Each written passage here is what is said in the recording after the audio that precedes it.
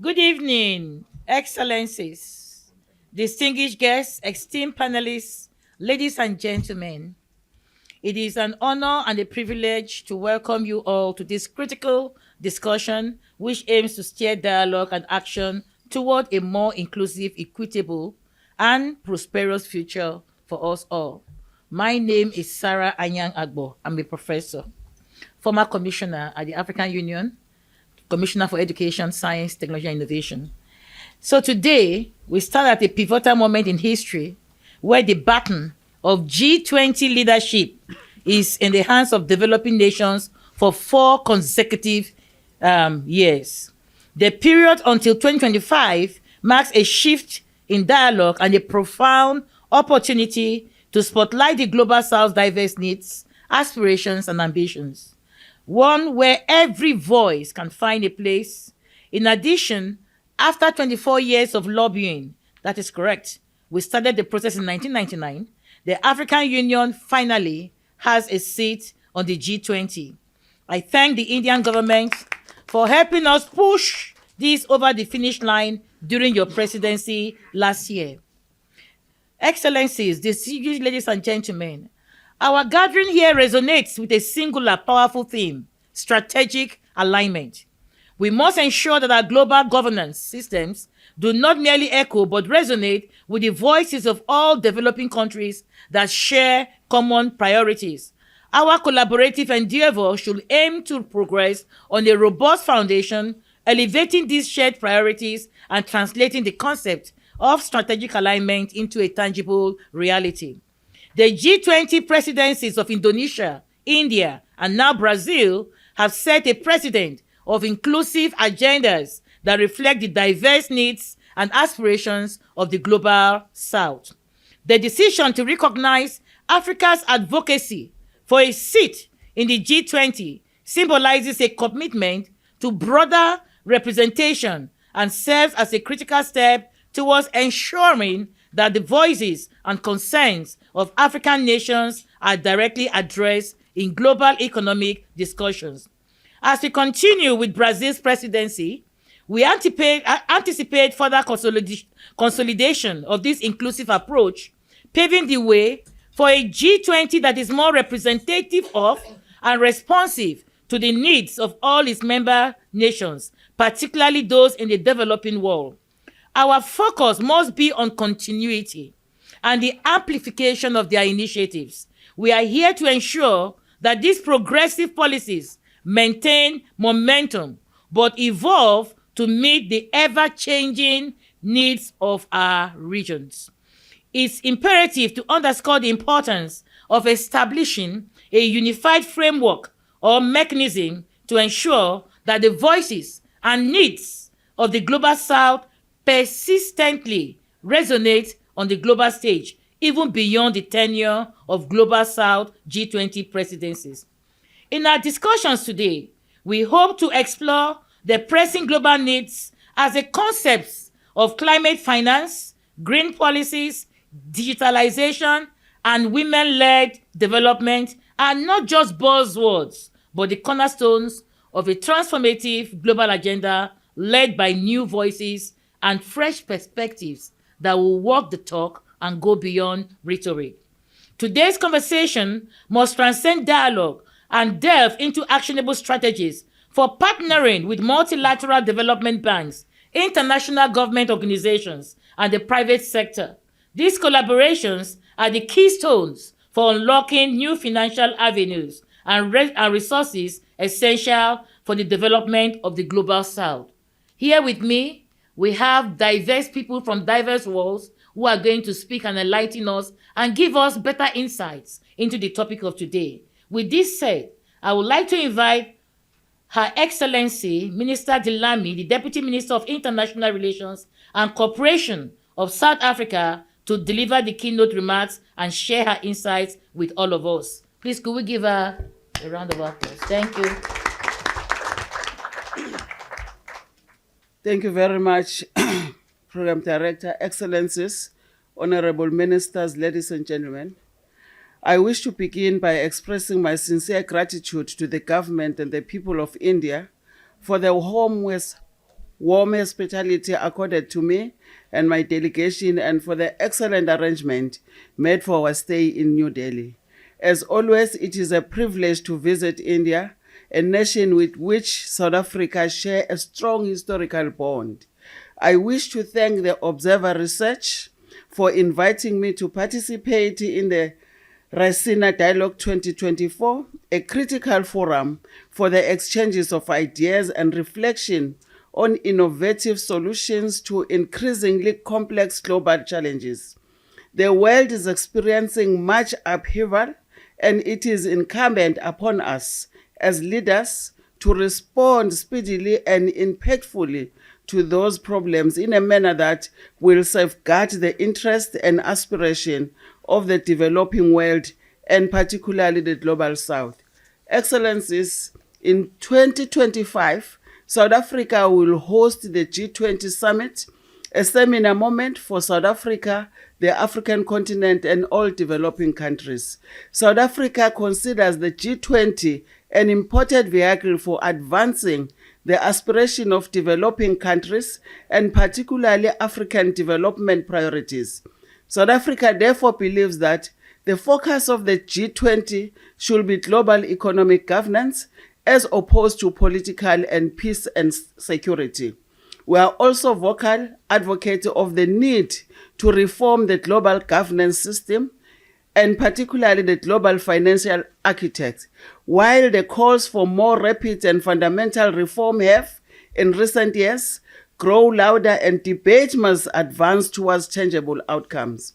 As a premier forum for the international economic cooperation, the G20 plays an important role in advancing the 2030 Agenda for Sustainable Development, including the Sustainable Development Goals and the Addis Ababa Action Agenda. The Sustainable Development Goals are aligned with South African National Development Plan and are a blueprint to achieve a better and more sustainable future for all. They address the global challenges we face, including those related to poverty, inequality, climate, environmental degradation, prosperity, and peace and justice. As African and other developing countries take difficult decisions on development pathway and grapple with a multitude of issues such as the overarching priority of poverty eradication and food and energy security, we realize the value of human solidarity. We believe in working together on shared opportunities and challenges, leaving no one and no place behind. This sense of human solidarity is needed now more than ever at a time for great tensions between the major powers, prevailing conflict situations, and constitutional changes to government in some countries, including in Africa. President Ramaphosa is leading the call for a fundamental transformation of the global financial architecture to make it fit for purpose in supporting sustainable development. Advancing the reform of the United Nations Security Council is the integral link to strengthening multilateralism. Distinguished guests, allow me to provide a brief overview of some of our foreign policy priorities which inform our G20 presidency. South Africa remains highly concerned about the persistent and long-term impact of the COVID-19 pandemic, especially the debt crisis, continued poverty and widening inequality, and the multiple interlinked crises that are pushing our world to brink, particularly in developing countries and for the poorest of the most vulnerable. One such global threat is climate change. Science tells us that the failure to effectively address climate change, the increase in extreme and slow onset weather events, and the collapse of our ecosystem are amongst the top 10 global risks over the next decade. South Africa's foreign policy locates climate change and environment action in the context of just transitions and sustainable development, leaving no one and no place behind. This is because sustainable and acceptable environment solution for the planet and our country should be linked to the people-centered development and the economic and environmental pillars of sustainable development. All people have a right to development, and they have a right to live in a clean and healthy environment. It is our view that each country needs to determine its own development path to realize their right, link and enabling international context. South Africa's National Development Plan thus prioritizes addressing the triple challenges of poverty, inequality and unemployment, as well as framework for our just transition.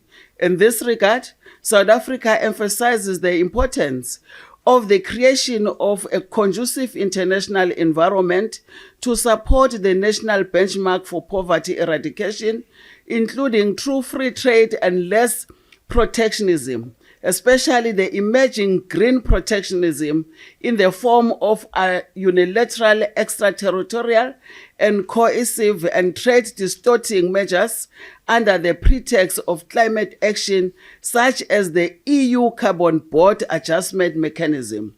This type of green protectionist burden developing countries disproportionately, reverses financial flows, and infringe the developing countries' sovereignty, right to development, policy choices, and spaces. Distinguished guests, the lack of progress in augmenting sustainable development globally is worrisome and further highlights the need to focus on providing more financial resources, which is linked, among others, to the reform of the International Financial Institution and Multilateral Development Bank to make them fit for purpose.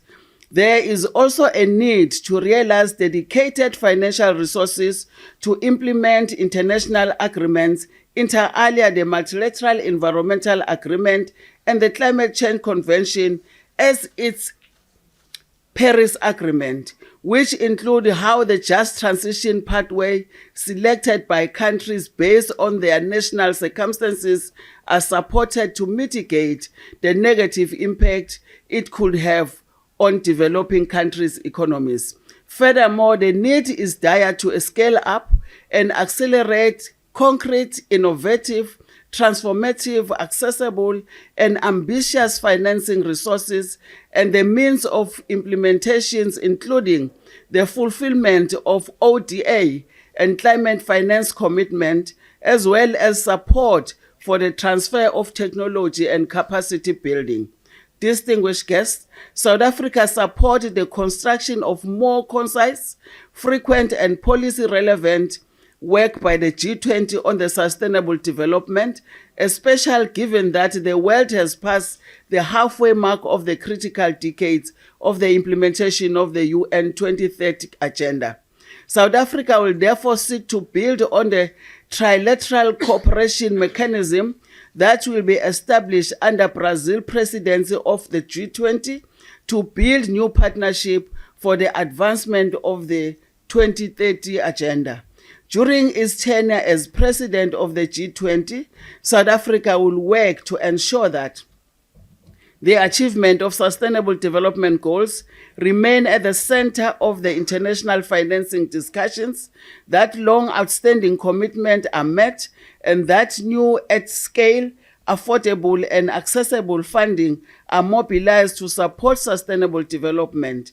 South Africa will also work to efficiently respond to the current global economic, climate and energy crisis, the debt crisis facing African and other developing countries, and to curb illicit financial flows to accord developing countries a fair opportunity at sustainable development.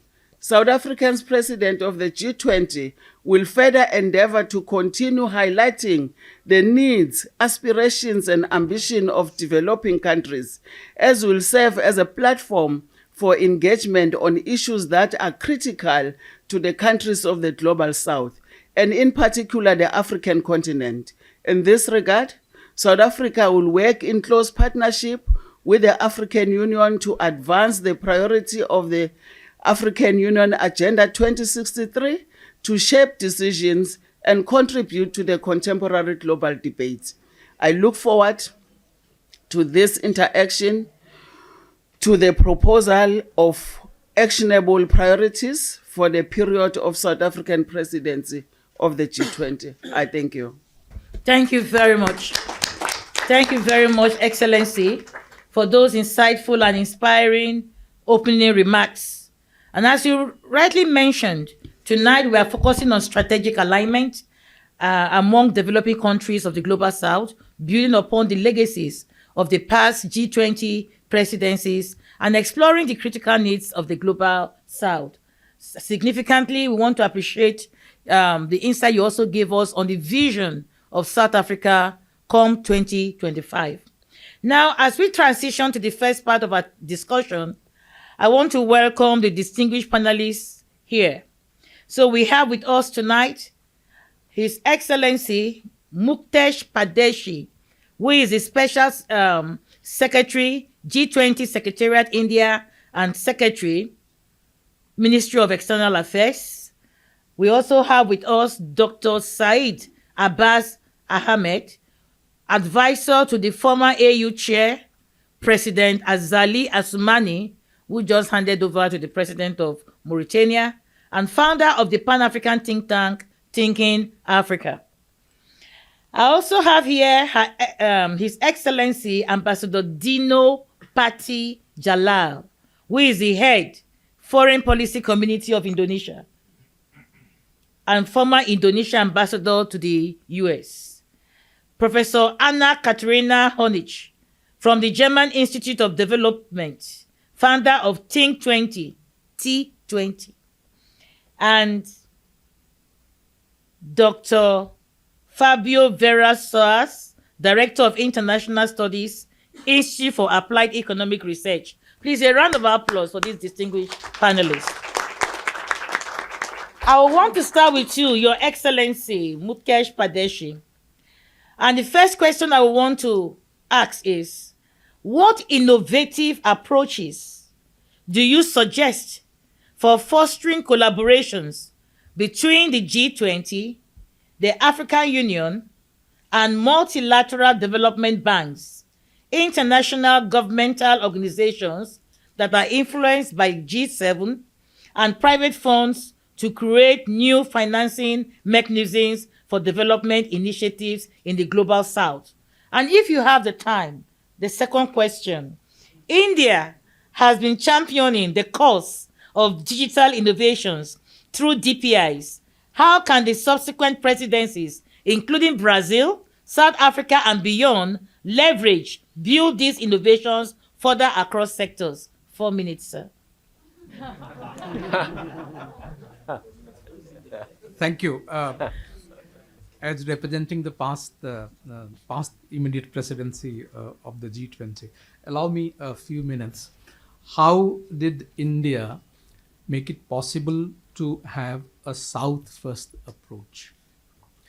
And I would like to share my insight, having been associated with the G20 Presidency Secretariat. Actually, there are 4 components how Global South has been brought into prominence on G20 agenda. At the very beginning, the vision of the leader, Prime Minister Modi, was to make G20 an inclusive process. And the inclusivity at the organizational level, we took it at 2 levels. One was the domestic level, and in the opening inaugural address, there was a mention of People's G20. So we wanted to take G20 beyond the confines of Delhi hotels to each and every corner of India. So for the first time, a diplomatic exercise was converted into a people's movement. As the largest democracy in the world, we thought it was incumbent upon us to make people part and parcel of this diplomatic exercise. This was done at the domestic level. At a global level, we thought of inclusivity at 2 levels. First, to have more representation into the G20, we invited 6 countries representing the Global South, like Bangladesh, Oman, Nigeria, Egypt, Mauritius, etc., plus African Union. So 6 countries from the global south and the African Union representing the aspiration of the continent. And at the beginning of the meeting, the G20 summit, India, our presidency, we were very happy to admit African Union as a full member. So aspiration turned into a concrete reality. The other aspect of inclusion was to bring in priorities and interests and agenda items which have been dear to global south, which was not finding a prominent voice in a forum like the G20. The another component of our presidency was the consultative process. We, Indian presidency, did not claim the leadership of the global south without consulting large number of the countries. The very beginning, in January 23, we organized a virtual summit. This is called Voice of the Global South, which was attended by 125 leaders. 125 countries participated. So when India decided to channelize priorities and interests of the South, it had credibility because we had engaged in a robust consultative process. And mind you, this was unprecedented. This was never done. Not only we did in the beginning, towards the end of our presidency, we had the second edition of the Voice of Global South.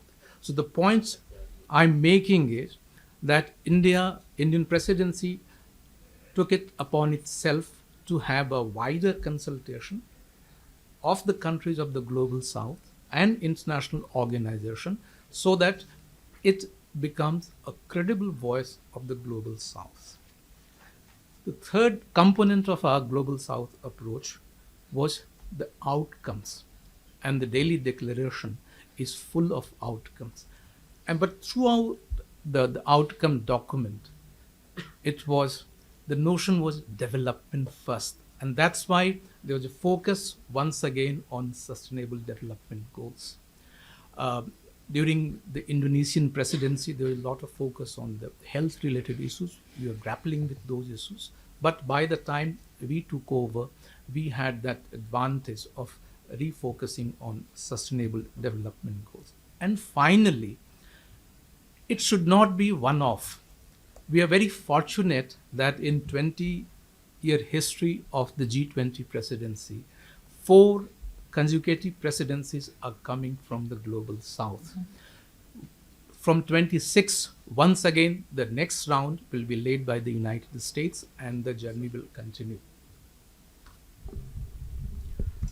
But we have 4 good years for the global south, starting with Indonesia, India, Brazil, and South Africa.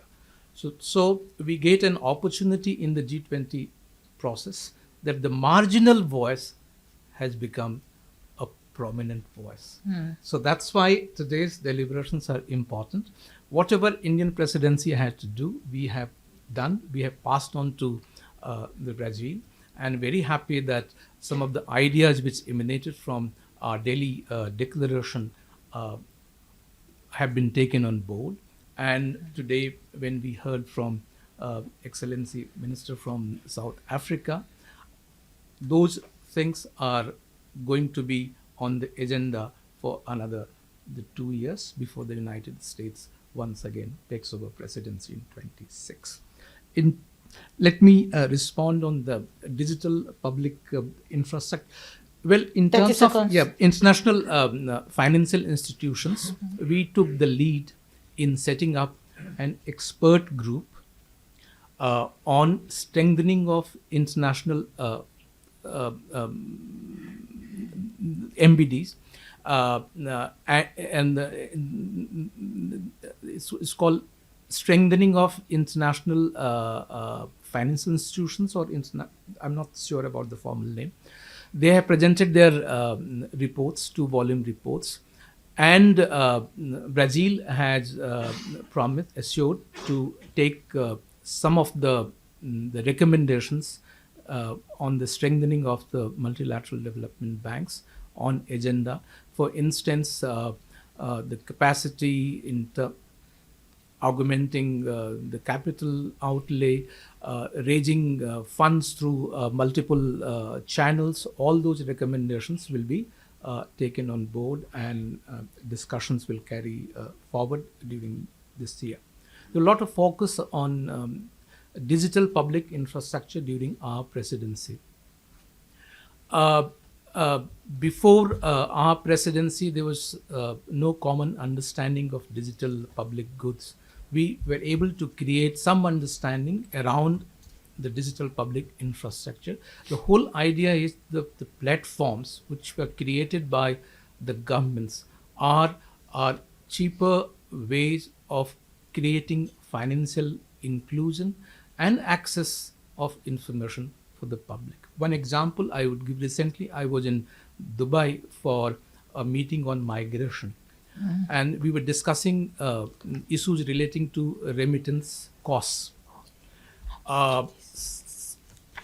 Some countries came to us how India was able to reduce the remittance costs from our migrant workers. And here is a concrete example how our digital public infrastructure is facilitating easily and remittance at a lower cost. So this is a concrete example. There could be several others. For paucity of time, I will stop here. Thank you very much. Thank you very much, Excellency. And you have behaved like one. A round of applause for him, please. Thank you very much. Thank you. And one key thing I've picked from what you said is that India's success in adopting a global South approach was driven by visionary leadership and strategic initiatives. So I go to the next question, and I'll be directing myself to Dr. Saeed Abbas. In your opinion, which policies and commitments resonate with the continent, and what strategies would you suggest for moving these policies forward? How do you envision the African Union leveraging its position to amplify the voices of smaller island states such as Seychelles, Comoros, Mauritius in the Global South within the G20 framework? And recognizing that Indonesia and India's presidency amplify the need for multilateral development bank reforms, how can the AU leverage this momentum to advocate for similar reforms, ensuring they align with African nations' specific needs and challenges within the global financial system? I think if you take any tool that pleases you, it will be good. The audience will respond to the next question, the third question. Just choose two out of that. Thank you. Thank you very much, Professor. Yeah, thank you very much. Ladies and gentlemen, Ministry, Excellencies, good evening. Very happy to be here, and as a former advisor of the President of the Union of Comoros and Chairman of the African Union for 23, we had the great privilege to work with the government of India, and I wish here again to express my sincere thanks for having this very good work on making sure Africa has a now full seat as a member of the G20. Back to the question, attributing success to specific development policy in Africa and the Global South is very complex. As you know, each country is very specific. We cannot have one approach for all the different countries. However, I think there is some specific patterns that can be identified. Among them is investing in human capital. It can be education, healthcare, basic needs, clean water, and so on. Most of countries that make a significant progress invest in education. Second patterns can be inclusive and sustainable growth. If you have a strong and very huge gap, that cannot anymore sustainable in any country. So there is a need to work on inclusive approach. The third one can be technological innovation. For instance, in Comoros, we are launching a program pilot for women financial inclusion based on digital public goods infrastructure, and that will also help to benefit other segments of the Comorian economy. And the last approach can be South-South cooperation on the issue of healthcare, issue of education, and in many other perspectives. You have a lot of cooperation between, let's say, India and Comoros, India and Tanzania, India and Kenya, and also Kenya and Comoros, and that show kind of close approach and close issue that can be resolved together. And in terms of finance, it's also very interesting to see if we bring some people from Kenya or from Rwanda to do the public digital infrastructure, the cost will be 3 times less than if we bring people from states or some other Western countries. So in this case, there is a need to increase South-South cooperation. Maybe just say some words about the financial reform.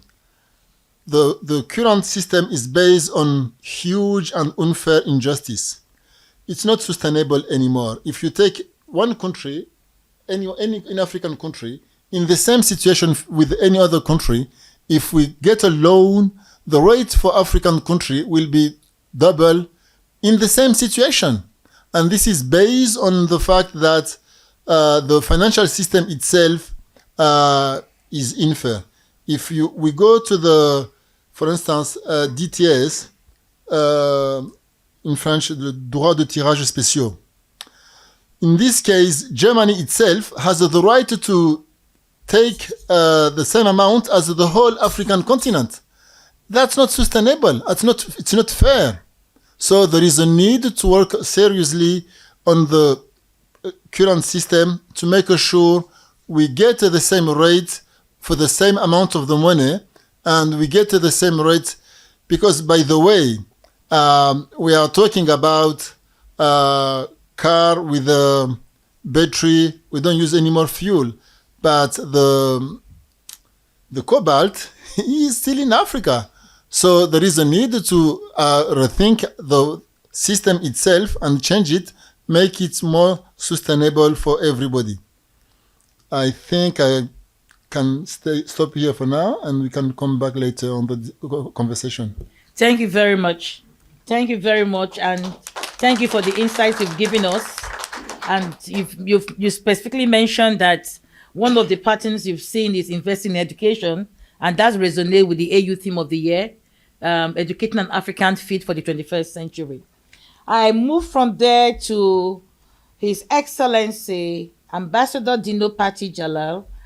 And Excellency, how do you foresee Indonesia's work to be carried forward by Brazil and South Africa, redefining the balance of power in the new world order through platforms like ASEAN and G20? What role can the civil society organizations play in facilitating strategic alignment among global South nations with shared priorities? Thank you, moderator. Thank you. By the way, first of all, India, congratulations on getting Africa Union into the G20. Indonesia hosted G20 before India, as you know, and to be honest, our radar was not at the global South. Our radar was mainly on keeping the G20 intact because it happened after Russia's invasion of Ukraine, and our worry was the confrontation between the Western countries and Russia was so hard that G20 would become G19 minus Russia, or G13 minus G7 or G11, right? And even a day or two before the end of the summit in Bali, we still were not sure if there would be a joint declaration, as you know, and which would be the first time that would happen, and which would mean that G20 was just losing credibility. And alhamdulillah, by some miracle, it happened. We produced a joint declaration, and not only that, we had about 200 something multilateral deals, plus 170 bilateral deals. 70 bilateral deals amounting to some like $30 billion. So we were able to get some agreements done and produce the joint declaration. And after that, Global South started to emerge. And to be honest, I was a speechwriter for my president when I was in government. I'll tell you, 10 years, I never put the word Global South in the president's speech. And this is Indonesia, right? And I would be surprised if any countries would say the same, that no, we Global South, not really. It was losing flavor, right? But things changed after Ukraine war. I think the Western countries realized that, hey, these countries outside the Western world have a different mind than us in responding to the Ukraine war, right? There's a lot of skepticism. There's a lot of charges of double standards, that the Western just want to do their own thing and not paying enough attention on what we want in Global South. And the Western attitude changed, especially after the Munich Security Conference, after the Paris Peace Forum. There are more efforts to engage the Global South. And also India really positioned itself as the leader of Global South. Yeah? China wanted to do that too, but I think India has been more successful in doing so. And Japan caught the wind, and Japan defined G7 success in terms of being able to engage the Global South. So I think this is why the G20 is strategic now. Why? Because I think G20 has discovered Global South. And it's strategic because the Global South sees the G20 as a strategic platform. And you know why? Because non-aligned movement is not working anymore. I'm sorry to say that, right? If anyone you are, think otherwise, I'll be glad to. But and the G77 plus China, they had a good meeting in Havana, but it's still struggling, right? The Global South, which represents 80% of the world population, still don't have a format or platform by which they can talk to one another. In the 70s, the North and the South were engaged in the efforts to negotiate the new international economic order. Now they have this in the G20. But what is the challenge? G20 is not binding, right? The implementation is up to everybody. And the G20 is not forum where you negotiate a grand deal the way they intended to do in the 1970s. So what we will end up with, I think, in terms of Global South, is not a grand deal, right? But really a growing pool of a la carte deals on health, on debt, on climate, on finance, on this and that, that I hope will, in total, in cumulation, benefit the Global South. And I think what I like about this format is that, first, the Global South needs to be no longer confrontational and blaming the past.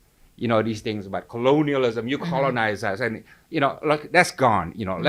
Let's just move on and have logical, constructive discussions, right? But on the Western part, you need to understand the sensitivity of the Global South. When we talk about equality is very important. Mutual respect is very important. Why is that? It's a code word, right? Code word because in the past, we viewed that the Western countries tend to look down on us. That's why we say equality and mutual respect, right? In the Western world, sometimes this is not, they don't appreciate very much, but for us, it's quite important things, right? Mutual respect, win-win, right? Discussion that is free from ideology and forward-looking and based on equality. And one last point, I know you want to talk about civil society. Look, my group, we held an online East-West, North-South civil society discussions, right? We've been doing this for 2-3 years. ORF has been a partner. And what we do, we go to countries in Africa, in Latin America, in the Pacific, South Asia, everywhere, and we knock on doors of civil society groups. We search them, and when we find them, we knock on them, and we ask them, look, join this East-West, North-South civil society dialogues. Most of them, I would say 90%, said, hey, no one ever called us before, one. Secondly, we don't feel part of any global conversation. We see Davos, but we don't have $50,000 to join, and it's all for the political elite and so on. So there is a sea of civil societies across the global South that feel disenfranchised, that feel they're not part of global conversations, right? And I know G20 has a civil society 20, right? But count how many civil society groups are there, right?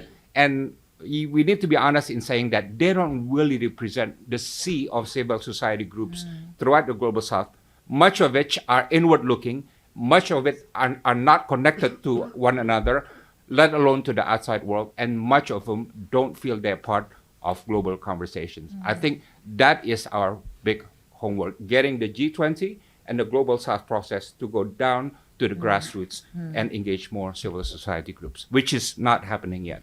Thank you. Thank you very much for that significant input. The need for us to move together when we speak about inclusivity and getting to the grassroots for them to be able to speak their own voices. Thank you very much, Excellency. And moving forward, I will call on the significant lady on the panel, Professor Anna Katerina Honich. And the question is, as the founding member of the T20 engagement group, and having observed the G20's evolving agendas, particularly the recent inclusion of the African Union, what role and contributions do you anticipate from the African Union within the G20 framework? Moreover, how can global think tanks collaborate with African counterparts and integrate their perspectives? And if you have time, the next question. With the G20 presidency being held by 4 global South countries from 2022 until 2025, in your opinion, how is the global North seeking to collaborate with the global South to mainstream development priorities within the G20 agenda? And how can member states maintain a development-first approach and mounting geopolitical constraints? 4 minutes. Thank you, Madam Chair. First of all, I would like to join my fellow panelists in thanking and congratulating India for bringing us here together to ORF for organizing Raisina Dialogue, and also for including the AU in the G20. And I want to also underline that I speak not representing a political office here, but I speak out of the position of a researcher and academician, which I think creates a little bit of liberty for myself, if I may say so. And let me make 4 remarks. First of all, I want to acknowledge and also underline this chance of southern presidencies, of 4 southern presidencies, to contribute to and push for the southernizing of the global governance architecture, which is, of course, a process that is going on since a long time, but I think that is really a window of opportunity, and I want to celebrate that your countries and governments and you are taking this on. We, of course, all know that the global governance architecture in a time of a lot of dynamism and crisis requires to be accepted by all, and requires to be accepted to a degree that a large part and the majority of the world population actually feels represented. At the same time, that of course also means that this southernizing of the global governance architecture is a process and should be a process that is also requiring the further strengthening of not just the global governance architecture, but of the ties between G7 and G20. Obviously, the G7 is part, or the G7 countries are part of the G20. Having said that, we have seen that these platforms in many ways take on an increasingly important role in pushing or in setting the international agenda, especially also while the reform discussions within the United Nations Security Council and other areas are not taking place. So I would like to underline here as well that the South, just as little as the global North, are not homogeneous entities, and my neighbor underlined this. And I would like to point to a paper that we just recently published as part of the Brazilian G20 presidency. It holds the title of Why South-North Framings Are Not Useful in a Shifting World Order. And here we argue that because, of course, neither the Global South nor the Global North are homogeneous entities, and because we see increasing geopolitical instrumentalization also of the use of these terms have to be used in caution.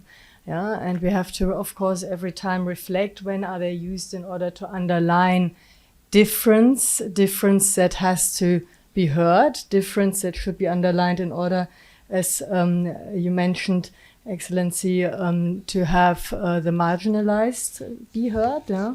Or is it an instrumentalization of terms to actually equate and basically take away the voice of some?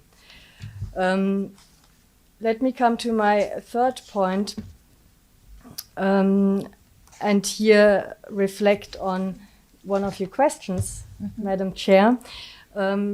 How do we foresee leadership unfold within the context of the G20 and the Southern Presidency, now Brazil, but then followed by South Africa and by bringing the African Union increasingly into the board? And of course, historically speaking, we've seen that there's always a combination of economic, political, and also intellectual or opinion-setting leadership that play into each other. And all three leadership forms are, of course, forms where the G20 draws on the capacities within the wider context of the so-called Global South, just as much as the wider context of the Global North.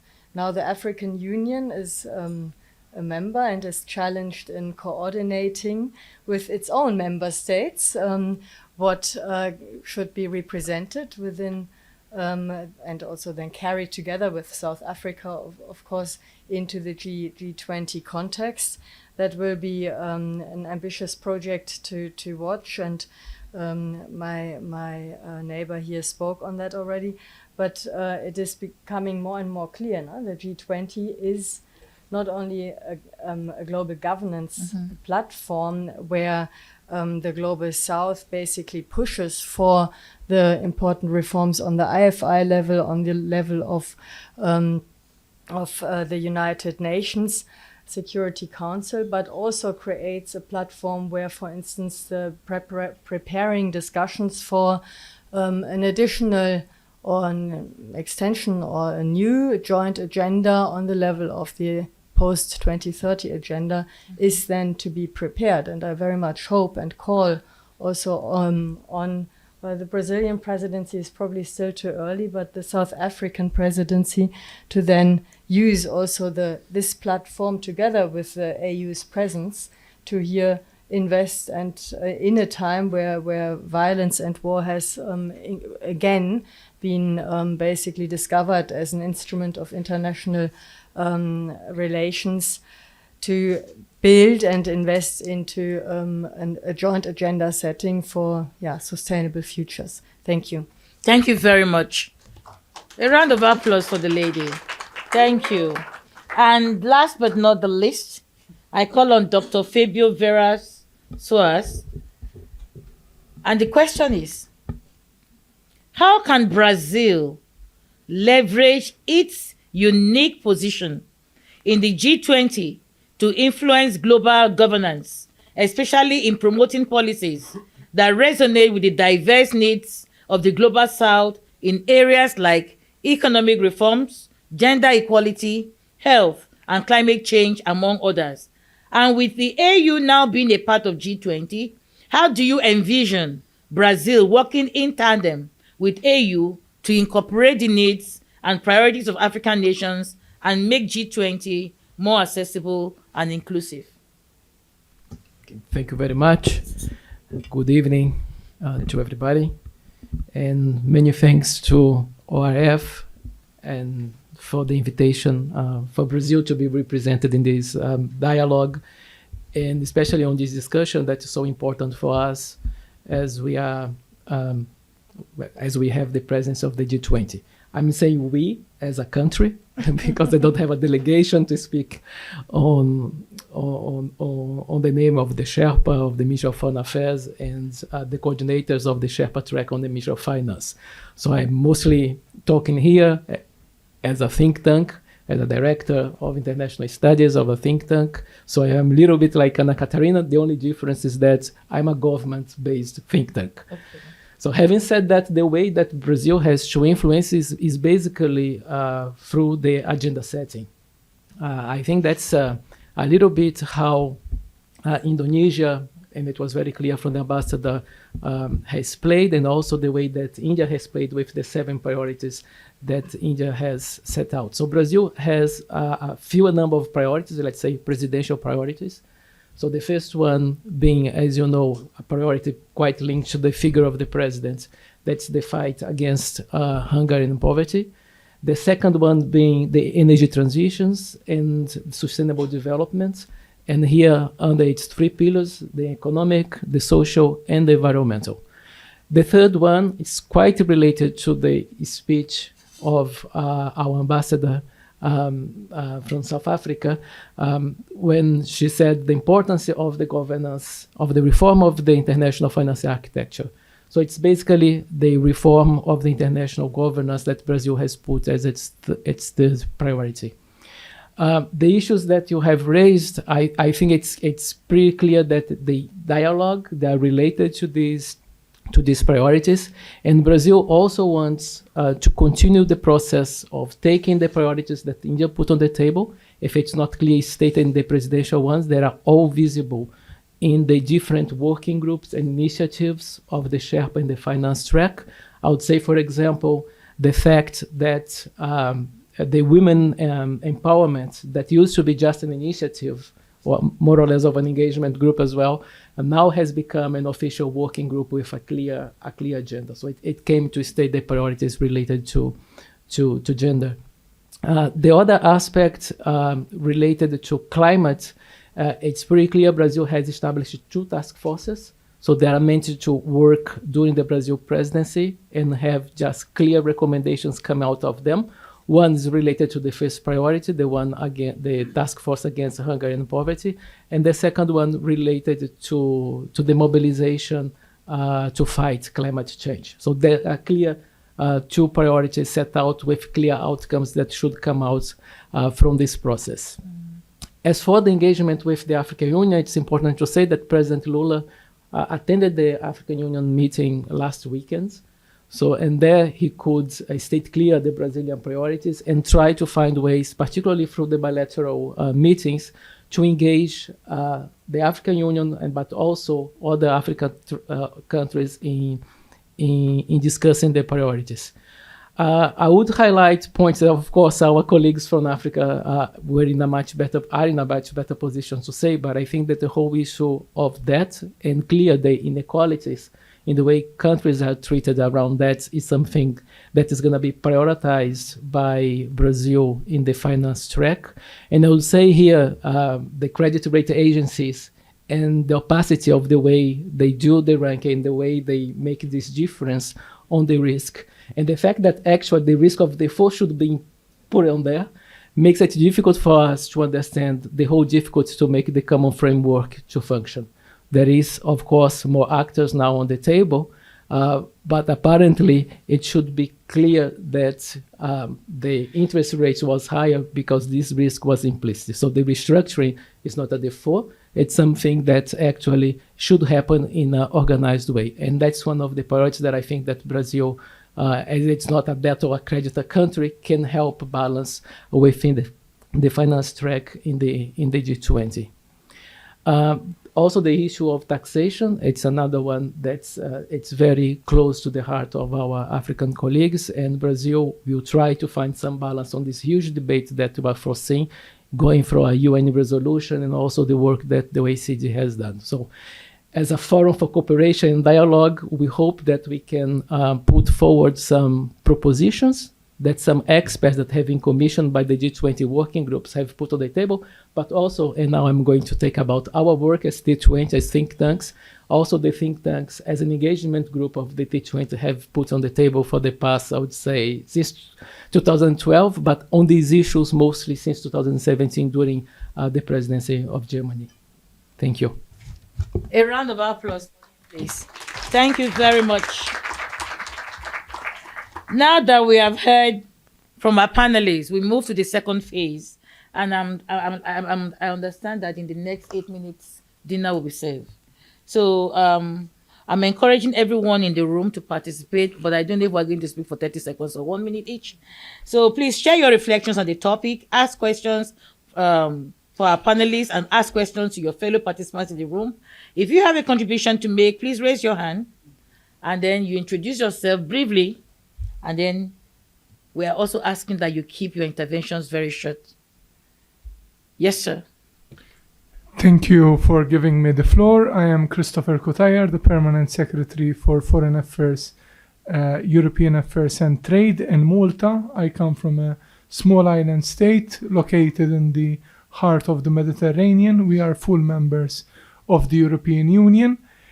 Reflecting on what one of the participants mentioned earlier, I think that there are many countries, even coming from the western part of the world, that are willing to engage with what is being termed as the global south, or else the southern hemisphere.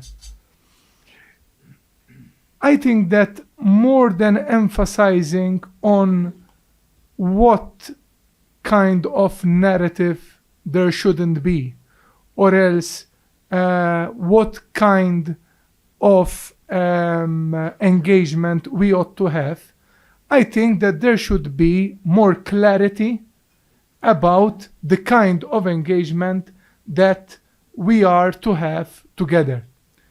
For example, from my end, I can tell you that our strategy for Africa focuses on just 5 sub-Saharan countries when compared to the 55 countries in the whole continent. That is for the simple reason that we've got so limited resources that we cannot afford to be more widespread in our approach than we are. Then, when I mentioned clarity, I think clarity is important. One, when it comes to the regulatory frameworks. There's no point in having the political level engaging amongst them, and then when it comes to try to instill trust in those markets to our own companies, to our own businesses, then all the kind of hurdles and barriers of this world will start to crop up. So by clarity, I would mean that people will get the ease of doing business with that country. So that is why I am emphasizing that rather than losing our time on saying that, because the others in the West would think that we are so and so, it shouldn't be like that. There should be clarity, there should be ease of doing business. So at the time that we encourage our businesses to engage with these countries, they would find open doors, not from high officials, but from the system itself that is easing the process of doing business. I've been to Rwanda twice, and I admire the leadership that Rwanda managed to bring along, for the simple reason that I know that they are making sense of their economic strategy. So the thing is that rather than trying to find many philosophical ways on how to do this and that, we need clarity in the regulatory framework so that when we say the word go, then the people that have to go and try to explore a new market, they would be able to find it. Thank you. Bye. Thank you very much. When we say go, then the people who need to go will find expression in what they need to do. Any other person in the room? Yes, please. Hi, good evening. My Good name evening. is Sarah Andries. I am with Global Health Strategies. I have a question for Anna Katerina. I am very eager to read your paper that you mentioned on why the South-North framings are not useful. And I think we all know that the Global South is very different, but I think at the same time, the Global South has a lot of common interests. And while we may not be able to distill a common viewpoint, we can have a common agenda where we come together and drive it forward. So I was just interested in hearing from you about the alternative vision that you have on how the Global South then should proceed moving forward on those common interests. Thank you.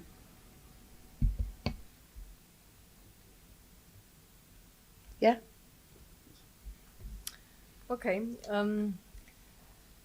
Well, I think one has to distinguish a little bit about the actual strategies on how to move forward. And of course, there's, depending on what the aim is, the joint aim, we have different forms of alignment that we can simply observe. No? I really liked actually your points about investment into healthcare as well, healthcare systems, into education systems and social welfare systems. Yeah, I mean that's a clear sort of investment into the resilience of a society and into social cohesion, and that's something that maybe also in your direction from Malta, that's something that will never be able to be financed externally. Yeah? But it's very, very clear this requires own agenda setting. And of course, hearing from the African Union, this is an agenda that is being pushed. That, of course, is maybe an example to answer your question. Nevertheless, in the paper, we argue, any kind of binary terminology in describing the world and dividing the world into two is not helpful in a situation where we indeed see a multipolar world emerging and we are contributing to it since many years, and where we at the same time also see, as said, an instrumentalization of binary perspectives. And there, the Global South-North framing is just as sometimes useful and often unuseful as a West-East or any kind of other basically binary framing. Maybe so much. Thanks. One more. Yes, please. Thank you. So my name's Rachel Tokorpia, Director for Policy Advocacy and Communications for the Bill and Melinda Gates Foundation for Africa. And I'm curious, this question is not just to the panelists, but to everyone in the room. We've been speaking a lot about reforms to the global financial architecture.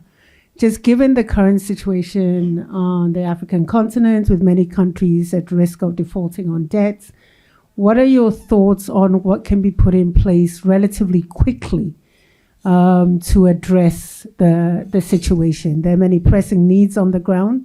The conversations around the reform started a while ago, and they're not responsive quickly enough to these needs. Is there anything that can be done more speedily? Thank you. Who is going to help us to answer this question? Panelists, members in the room?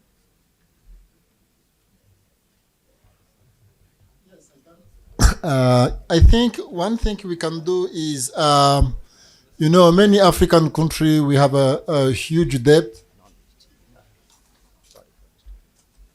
We have lots of debt towards the, let's say, multilateral bank, IMF, World Bank, and so on.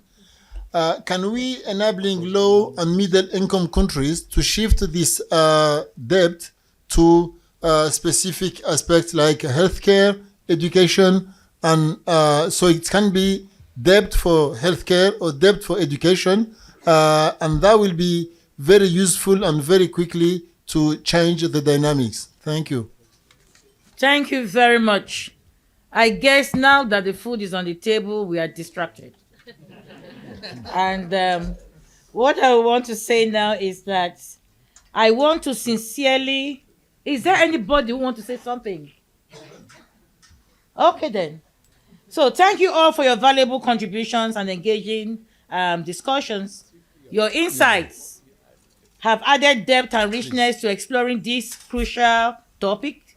But before we conclude, let me thank our esteemed panelists and all the participants who shared their perspective. I'm thanking you by clapping my hands. Thank you. Now, as we wrap up, the key takeaways from our discussion are, I think that was why I was brought in. Key takeaways from the discussion include: 1, inclusive vision and representation. Visionary leadership and prioritizing inclusivity have been instrumental in adopting a global South approach. And India's representation of 6 countries from the global South and the African Union in global forums demonstrates the importance of broad representation in addressing the challenges faced by developing nations. Another key takeaway that I've noticed is consultative processes and outcome-oriented approach. Conducting extensive consultations and prioritizing development outcomes have enhanced the credibility of initiatives aimed at advancing the interests of the global South. And this underscores the importance of engaging with diverse stakeholders to inform policies and ensure tangible results that benefit developing countries. As we have said, strategic alignment. Thirdly, investment in education, sustainable growth, and technology innovation. Investing in education, inclusive and sustainable growth, and technology innovation is crucial for driving development in the global South. South-South cooperation, particularly in the areas such as healthcare, presents opportunities for impactful partnerships that can maximize benefits. Strategic alignment. Fourthly, non-confrontational approach and engagement with civil society organizations. Adopting a non-confrontational approach and emphasizing values like equality and mutual respect are essential for fostering collaboration and finding win-win solutions. Engaging with the CSOs is critical in shaping inclusive and sustainable policies as they represent voices that may feel disenfranchised. I hope I'm not plagiarizing. And then fifthly, Southernizing governance architecture and utilizing platforms like the G20. Urgency in Southernizing governance architecture highlights the need to address unique challenges and perspectives in both the global South and the global North. Utilizing platforms like the G20 can advance collective goals and address the specific needs of African nations and the wider global South. Sixthly, Brazil's priorities and engagement with regional partners. Brazil's focus on combating hunger and poverty, along with reforming international financing systems, demonstrates proactive efforts in addressing pressing global issues. So engagement with regional partners, as seen in bilateral meetings addressing priorities discussed at the AU summit, reflects commitment to addressing shared challenges on the international scene. So these are the key takeaway from this conversation that we have had. And I sincerely believe that while walking out of this room, we should not forget these things that we've discussed. We should take it to our different countries so that we should not become cemeteries or graves of seminars and conferences that end up like what we are doing now, going to eat this wonderful meal. Meanwhile, we need to also make sure that these such meals are available for all, inclusivity. So distinguished ladies and gentlemen, excellencies, we appreciate your active participation and encourage you to continue these conversations beyond this event. Your continued engagement is vital in shaping the ongoing dialogue towards global South leadership and setting our agenda in the G20. Kwame Nkrumah said, "I am not an African because I was born in Africa. I am an African because Africa is born in me." Thank you for welcoming Africa to the G20. Thank you.